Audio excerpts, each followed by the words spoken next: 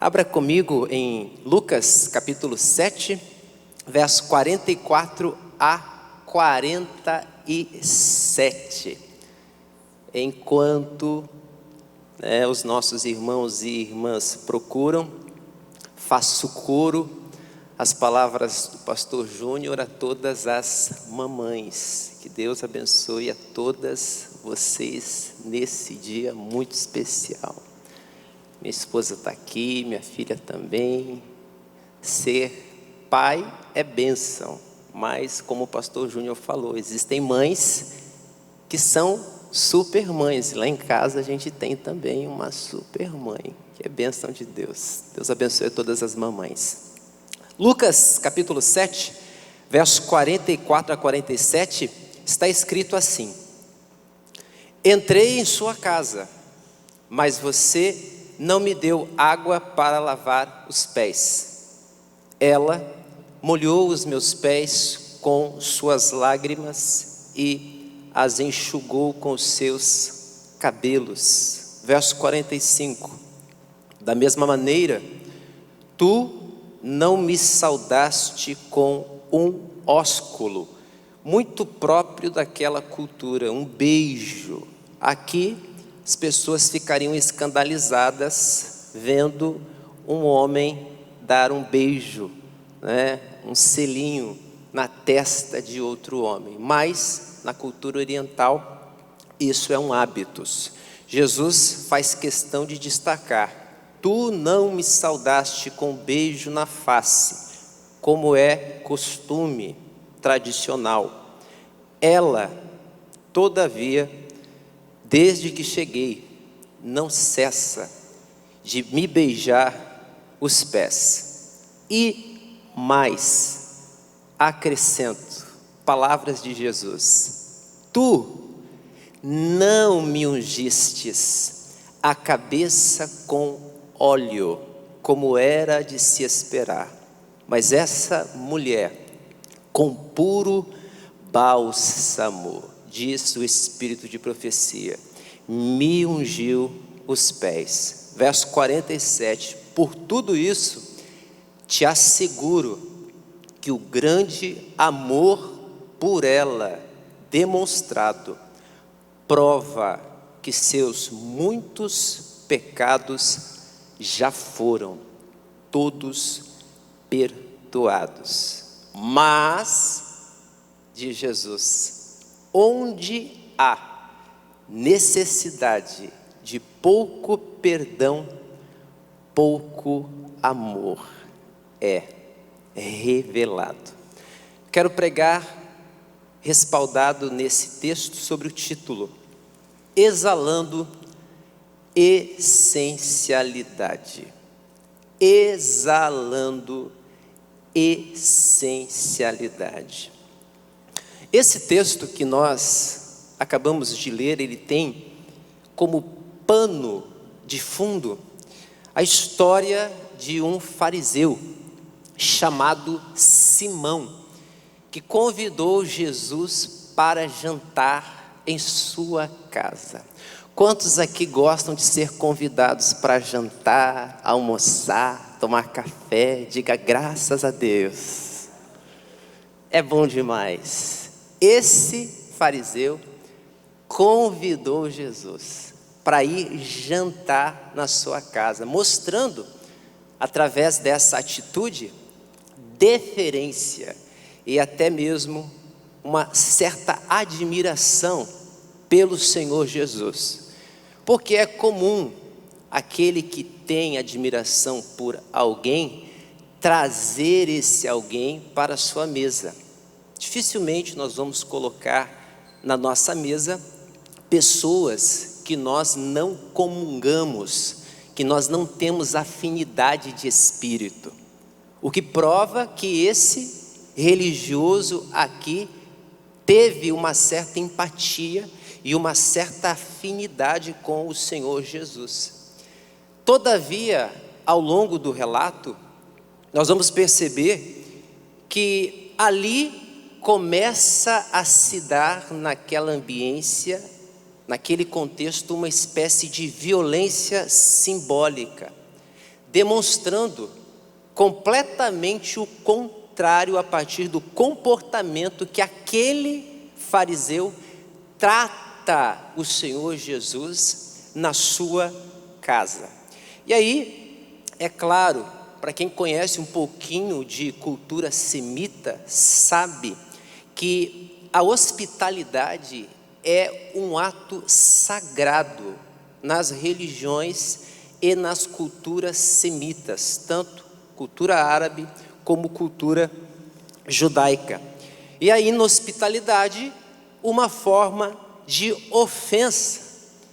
E esse texto que nós acabamos de ler mostra-nos claramente pelas palavras do próprio Jesus que houve um relapso, houve uma negligência por parte daquele anfitrião que havia convidado Jesus para a sua mesa, mas que agora estava lhe desonrando. É interessante porque, diferente da nossa cultura, aquela cultura, ela faz encontros públicos, o que significa dizer que não existe formalidade para comparecer em um encontro que é feito no lar. Imagina nos nossos dias aqui, você faz uma festa, não convida algumas pessoas, e aí de repente começa a chegar todo mundo, pessoas que você não convidou, para dar palpite na conversa e no diálogo que você está tendo com as pessoas. Isso era comum naquela cultura. E é interessante porque se a gente trouxesse isso para os nossos dias, seria um estranhamento radical para todos nós. E é exatamente nesse contexto, gente, que vai aparecer uma mulher. Diz o texto com ênfase, caixa alta, pecadora, que não havia sido convidada e que agora ali está.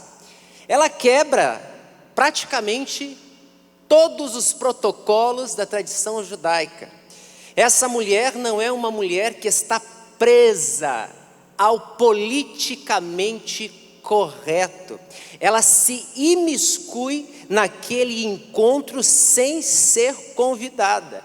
E a palavra de Deus nos diz que ela portava nas suas mãos um vaso de alabastro com unguento. E decididamente ela realizou aquilo que o fariseu em seu coração determinou não fazer, que era honrar ao Senhor. Mais do que isso, ela não só honrou, como diz o texto, adorou a Jesus. Adorou a Jesus a ponto de escandalizar aquele fariseu, que agora definitivamente revela o seu coração através do seu pensamento expresso e conhecido apenas por Jesus. Ei, Jesus sabe tudo o que você pensa, porque Ele é onisciente. Ele sabia tudo o que aquele fariseu estava pensando ao se escandalizar com aquele gesto daquela mulher. E ele diz, a palavra de Deus diz em Lucas 7,39, o texto diz que o fariseu no seu pensamento disse, olha que interessante, se este fora profeta, essa é a ideia do fariseu, bem saberia quem é e qual é a mulher que lhe tocou, porque ela é pecadora. E aí o termo pecadora, gente, é um eufemismo para prostituta, que a Bíblia Sagrada está usando, que o hagiógrafo faz questão de utilizar para amaciar o impacto de uma palavra pejorativa. Todas as vezes que nós queremos não soar com uma frase, uma palavra tão impactante, a gente usa um eufemismo. Então, pecadora aqui é um conceito que o agiógrafo vai utilizar para amaciar o conceito daquele contexto. Esse termo pecadora significava que aquela mulher, ela era uma mulher leviana, era uma mulher de vida fácil. E aí Jesus, olha que interessante, percebendo o escândalo daquele fariseu, ele fala agora ao seu coração tudo aquilo que a boca dele não havia dito, mas o seu coração havia pensado. Jesus vai dizer em Lucas 7, 44 a 47 o seguinte: entrei em sua casa, mas você não me deu água para lavar os pés. Ela molhou os meus pés com suas lágrimas e as enxugou com seus cabelos. Da mesma forma, tu não me saudastes, mas ela com um beijo na minha face fez o que você não fez, e ainda me ungiu a cabeça com óleo, como era de se esperar. E aí o verso 47 é mais interessante, porque Jesus deixa escapar o seguinte: eu te asseguro, o grande amor por ela demonstrado prova que seus muitos pecados já foram perdoados. O que significa dizer que essa mulher procedeu assim, exatamente por causa do amor que ela havia alcançado em Cristo. Foram perdoados porque ela muito amou, porque quem muito ama é muito perdoado. E aqui eu trago a primeira lição da reflexão nessa noite, para você que está em casa também, anote isso: ninguém escolhe carimbos ou estigmas. Eu disse, ninguém escolhe carimbos ou estigmas. O texto de Lucas 7,39 diz: se este fora profeta, bem saberia quem e qual é a mulher que lhe tocou, porque ela é pecadora, ela é prostituta. Veja, ninguém escolhe carimbos ou estigmas. Geralmente, carimbos são impostos por pessoas que se acham moralmente superiores a outras pessoas. É o caso desse fariseu, que por se achar suficientemente bom, adjetivou essa mulher, chamando-a não pelo nome. Porque se nós olharmos para o texto, nós vamos perceber que o fariseu tem nome, Simão. Mas essa mulher, ela não tem nome. Ela simplesmente é desconhecida. Ela é invocada pelo carimbo que lhe havia sido impresso. Qual, pastor?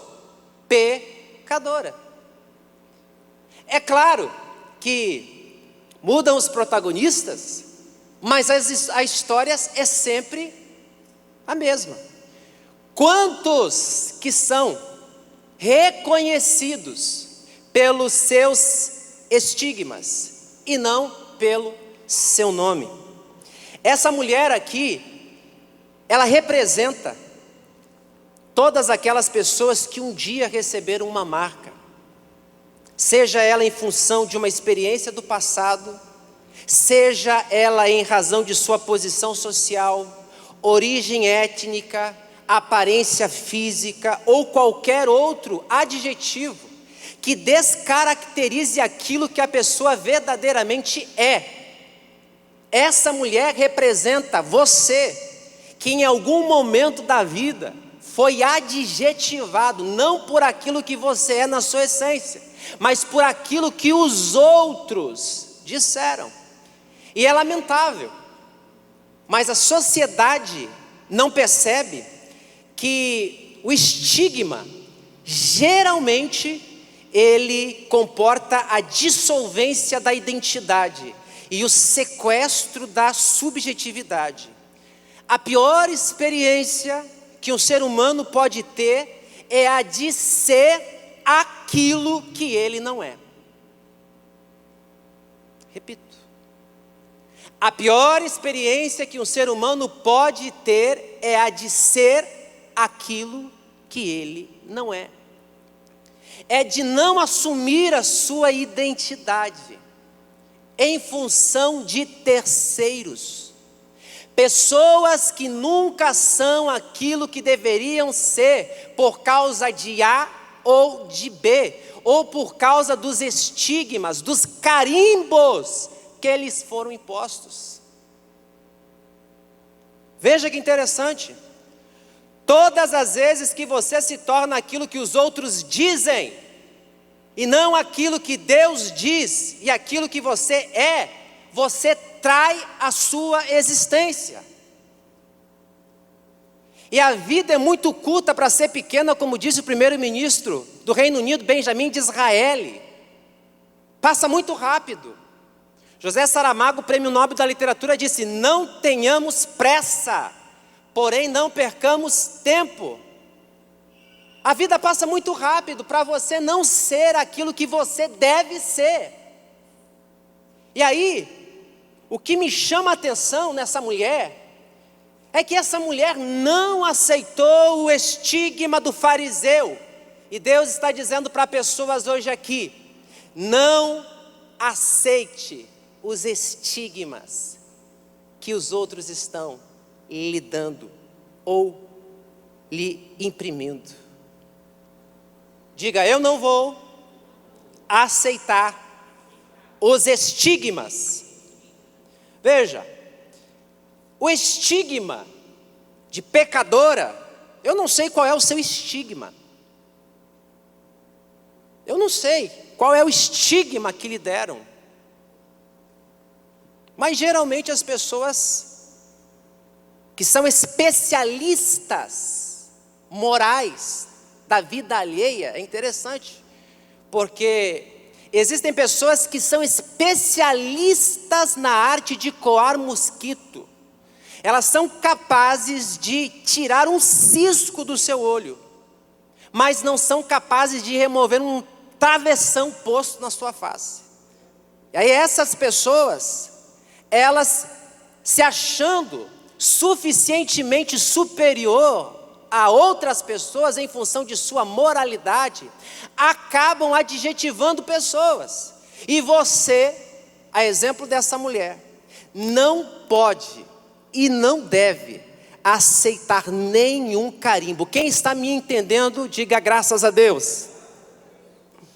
Então veja, o estigma não lhe roubou do lugar que a ela estava reservado. Diga comigo: há um lugar que Deus tem reservado para a minha vida.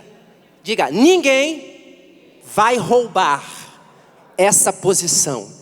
Se você recebe essa palavra, aplauda o nome do Senhor Jesus.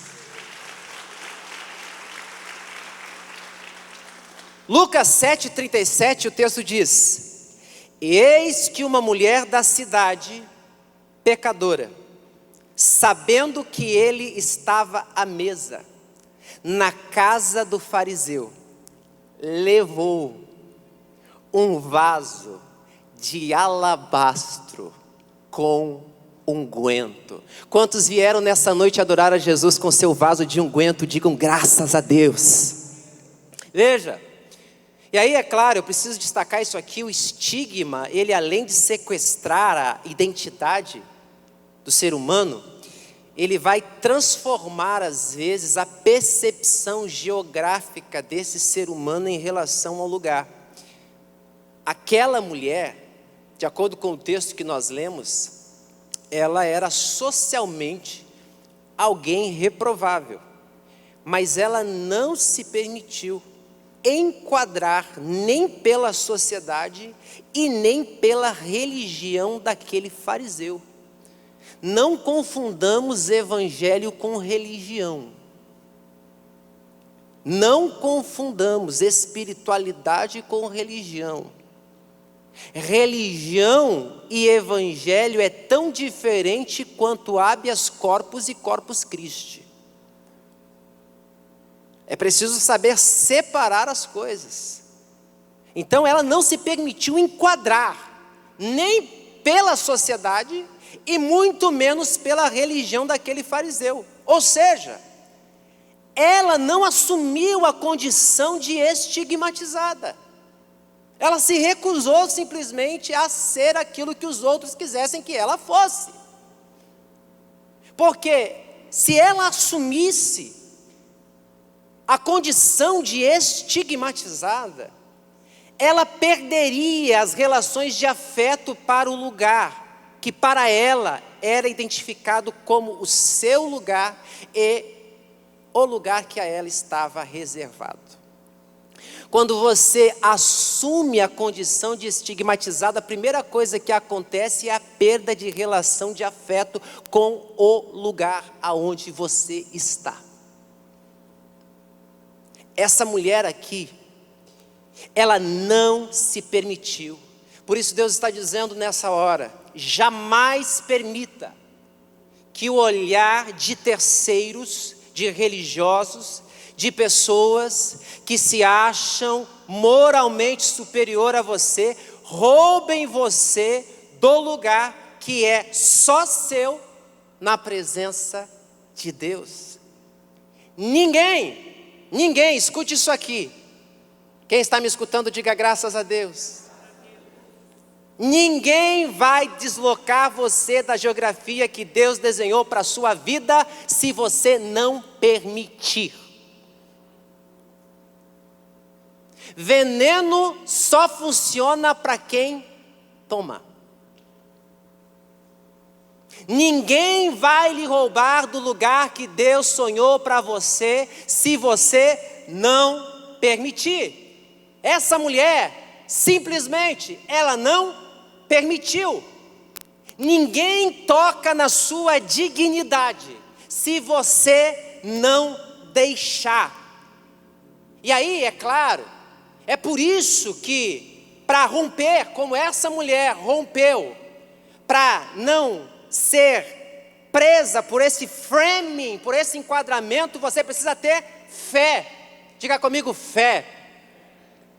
É somente a fé, queridos irmãos, em Deus, na sua palavra, que nos faz romper diante de qualquer imposição, diante de qualquer determinismo, diante de qualquer forma de coação, seja ela simbólica, moral ou religiosa. Essa mulher creu para ir ao encontro de Jesus, e Deus está dizendo para pessoas aqui nesta hora: é preciso fé para você romper com determinismos que estão impostos. Ninguém vai parar você se você não deixar. Creia na palavra que Jesus está liberando nessa noite para a sua vida, porque o lugar que Deus preparou para você é só seu. Aleluia!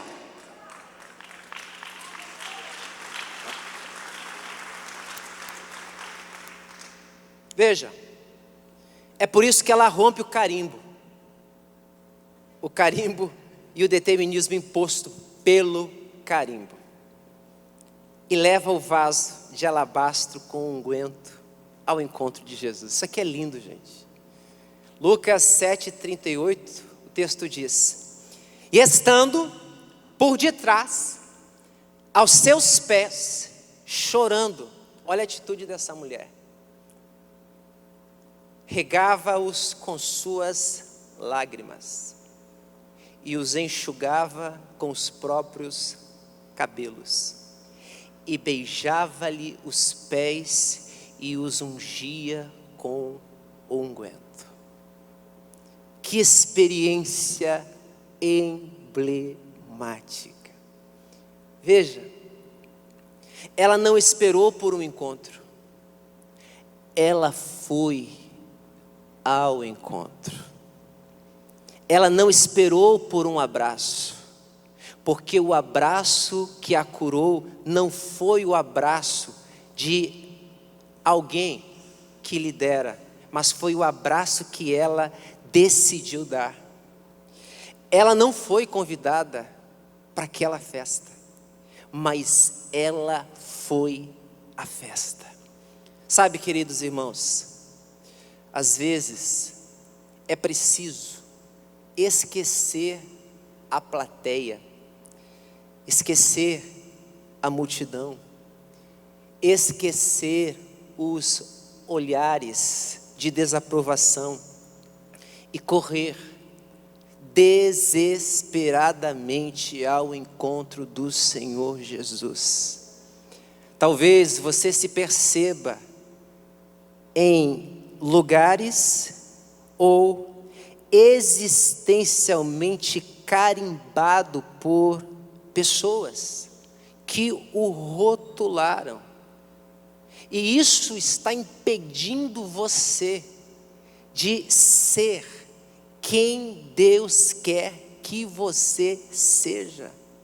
E para você romper em fé, é preciso muitas vezes você esquecer a multidão, esquecer os olhares, porque não vão faltar pessoas para colocar carimbo em você e dizer: você não é digno de estar aí, esse lugar não é seu, você está alegre demais. Ei, você esqueceu do pecado que você cometeu ontem? Você se esqueceu que você é pecador? Nunca vão faltar olhares de desaprovação para roubar você do lugar que é só seu. Mas essa mulher esqueceu a plateia, essa mulher esqueceu a multidão, e ela correu ao encontro do Senhor Jesus.